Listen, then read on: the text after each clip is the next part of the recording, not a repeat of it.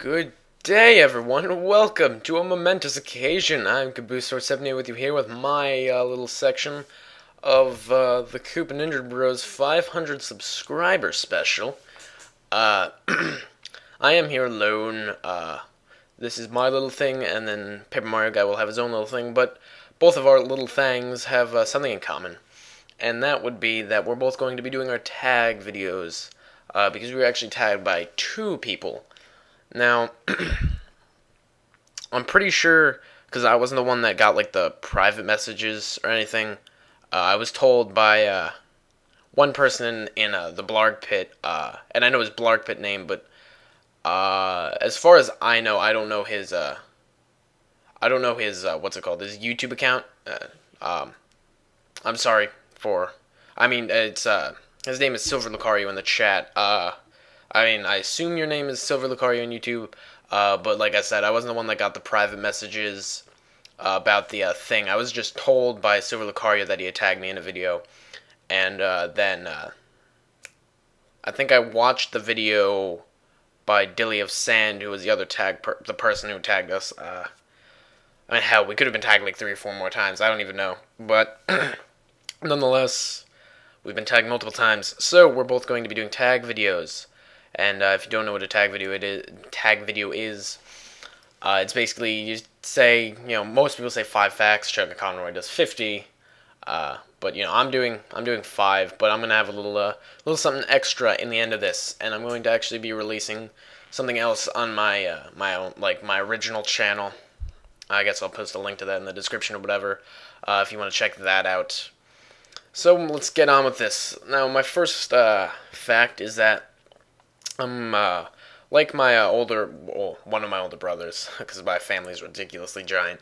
My one oldest brother, well, not the oldest, but alright, let's just get to the point. My one older brother, he's an aspiring director, and I kind of follow in his footsteps in the fact that I've always had a dream of writing and directing, and I like to get into that profession, more the writing profession than directing. Just like writing either stories, being a journalist, or hell, I don't care. I could write kid stories. I'll be happy. It doesn't really matter to me. I guess I have the creativity and imagination to write a kid story. So hell, that wouldn't be that bad. Get some big names out there like Walking in the Pocket. I love that. That's my favorite kid story right there. I love that story by Dr. Seuss, Theodore Geisel. If you have not read Walking in a Pocket, that's a definite recommended read for you all. Now, my second, my second fact is kind of an interesting one. When I was little, aged like 5 through 7, my childhood was not very normal. I was not of the norm. I have immense fears and yada yada yada. But the one thing that always stuck to me was that I used to believe in these 2 girls that supposedly lived in the first floor of my house, and I called them the Paper Sisters. They were both purple. I can imagine them in my head right now as we speak, and I'm basically 16, so, it's been 10 years since I even believed in them. But yeah, one was skinny and purple and tall, and the other one was fat and short and purple, and the fat one kind of looked like Ursula, if you can think of it that way. But yeah, I used to believe in these Paper Sisters, and my mother had this overwhelming fear that I was actually schizophrenic. And at age 6... I didn't know about it. I found out about that. She actually thought that later on. Only like a few years ago I found that out. But I actually went to like a therapist twice to find out. And obviously I'm not schizophrenic, or am I? No, I'm not.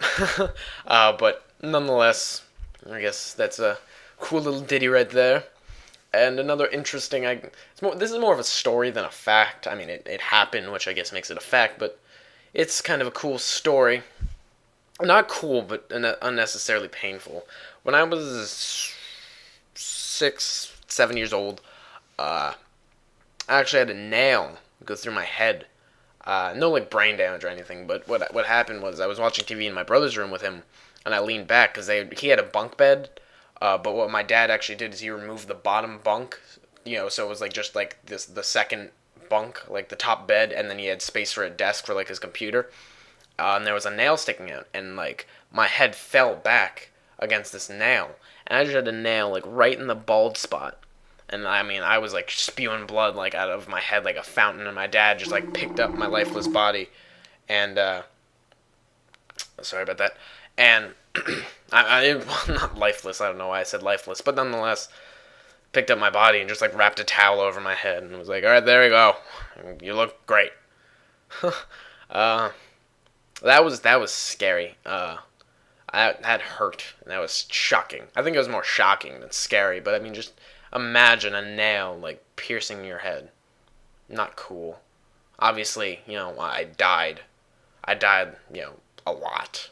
Normally I die like a little bit, but this time when I got that nail in my head, I died a lot right there. That was a lot of death. I guess that's also my fourth fact. I'm a ghost. No, I'm just kidding. My fourth fact is, I guess it's either you can consider kind of a few things. I have a big fear of roller coasters, just like most of my family. But I think when I was young, I had a lot of fears. Like, I was afraid of just about everything but public speaking, just standing up in front of people and doing whatever, like performing, acting. I was in all like the plays and stuff. But like, I had a lot of fears as a little kid. And I guess that has to lead to like, why I had such a different, quote, different childhood than most people, because I was just so afraid of everything. I mean, I always acted like that tough kid. That tough kid that you always see, like, when you're in, like, first grade, and, like, you think he's so tough, but, in my case, at least, I wasn't that tough. And so, I have this, like, I've always had the fear of roller coasters. I've gotten over most of my fears, almost all of them, really. But the roller coasters, I just refuse to do them. Like, I used to not even want to go on, like, Disney rides. I've gone to Disney twice, and I'm actually going again this year. This year.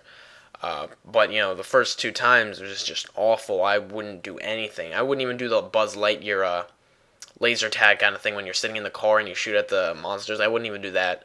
That was too much for me. I wouldn't do the Haunted Mansion. So, I mean, now I obviously will go through all that. I'll go through, like, the train or whatever it's called and all that. But, I mean, I used to be a lot worse than I am, but, I mean, still, I won't go on, like King Ka or anything like that. God, that'd be awful. I don't find any enjoyment out of that. It doesn't, like, appeal to me at all, really. Yeah. I think it's kind of just, like, I don't, like, the thought of, if you've been on that, ride, it's not really a roller coaster, but that ride, the Tower of Terror, like, the thought of just being very scared, and, I mean, when I go over speed bumps, my stomach, like, I get that, like, feeling in my stomach that, like, I'm about to, like, it feels all, like, queasy, kind of. And that's just, like, going over, like, a speed bump. Like, my stomach is not, like, built for going up in intense drops. That's my problem, is the drops. I could probably handle, like, loop-de-loops and fast turns and crap, but it's the drops that just kill me. And that's it for this video. I'll post it. I'm going to have 2 videos with this for a certain reason, which you'll see. One of those reasons is one of my surprises, and then I'll upload the other one a little bit later in the day. So I'll see you guys in the next video if you care to watch.